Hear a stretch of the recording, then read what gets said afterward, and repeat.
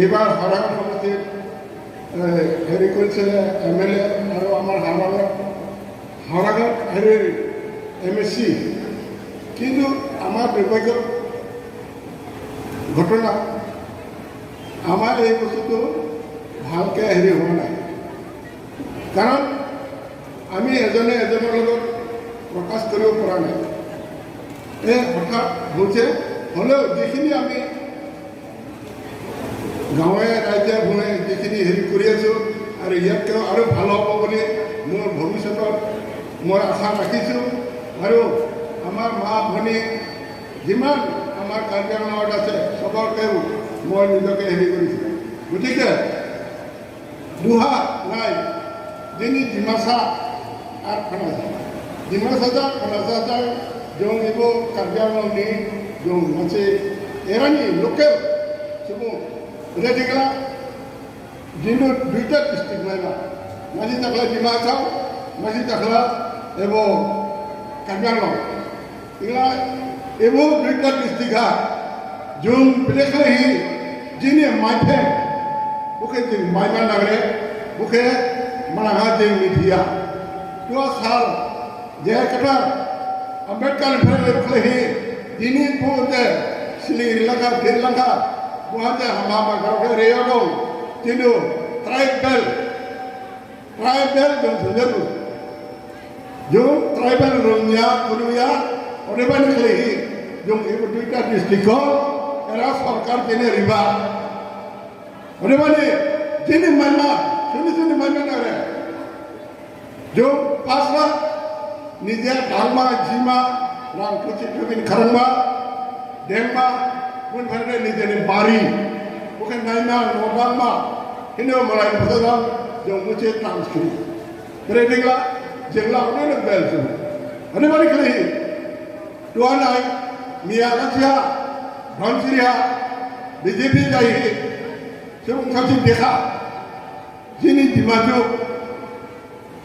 हसनो जंगला बोके तो पार्टी में शुरू कही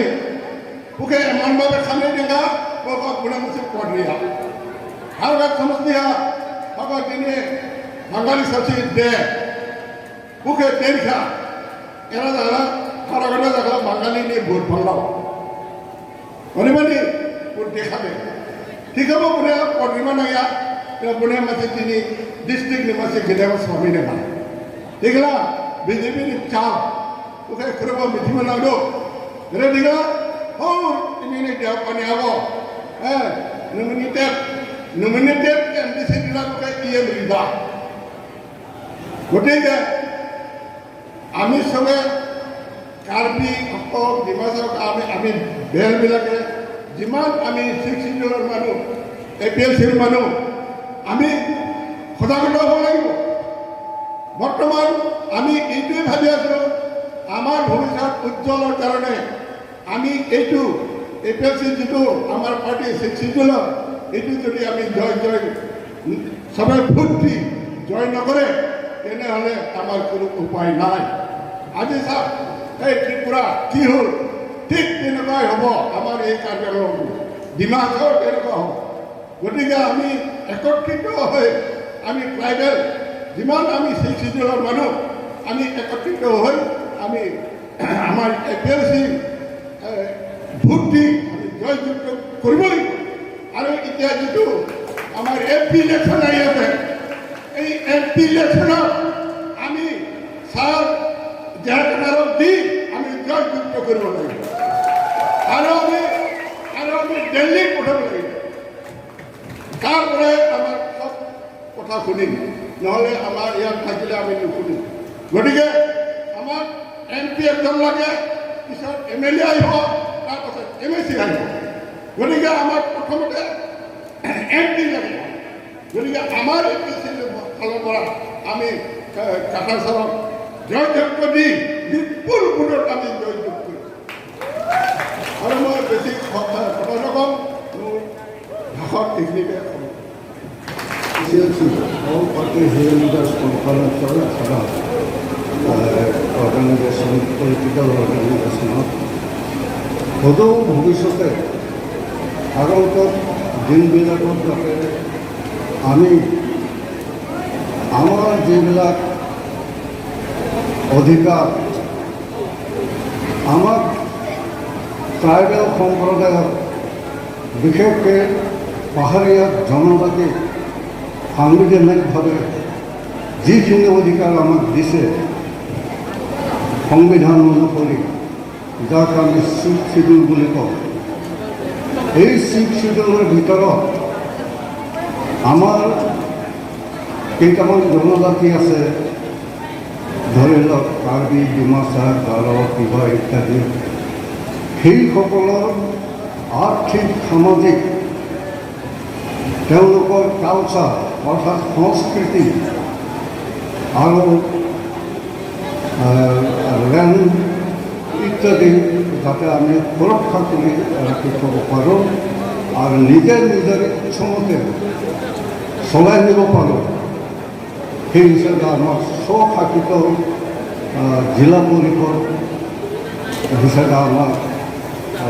কনষ্টিটিউশ্যন বুলি আমাক অধিকাৰ দিছে। সেই অধিকাৰটো আমি ৰক্ষা কৰিবৰ কাৰণে আমি উঠি পৰি লাগিব। যিটো পৰিস্থিতি আহিছে এতিয়া বৰ্তমান, সেই সামান্য অধিকাৰখিনিও আমি ৰক্ষা কৰিবলৈ সক্ষম হোৱাটো অসম্ভৱ হৈ পৰিছে। সেই কাৰণত যিটো চৰকাৰে যি ধৰণে এতিয়া চলাবলৈ ধৰিছে, আমাৰ গোটেই অধিকাৰখিনি খৰ্ব কৰাৰ এটা চিন্তাধাৰা কৰি পেলাইহে চলোৱা যেন লাগে। গতিকে আমি সকলোৱে সজাগ হ'ব লাগিব, নিজৰ কলা কৃষ্টি, নিজৰ সাংবিধানিক অধিকাৰবোৰ আমি জানিব লাগিব আৰু সেইমতে আমি চলি যাব লাগিব। কিন্তু আমি অন্যান্য অৰ্গেনাইজেশ্যন বা অন্যান্য সংগঠন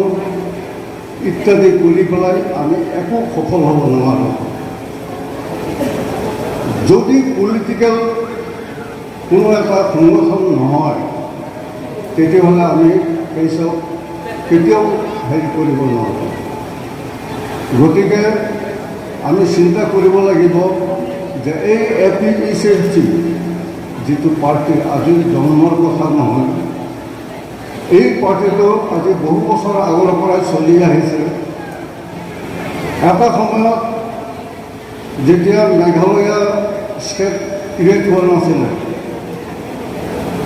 সেই সময়ত এই APECC ডাঙৰ ডাঙৰ মানুহ কিছুমান পাৰ্টিত আছিলে, যেনিবা PS লোকছ ৰয়।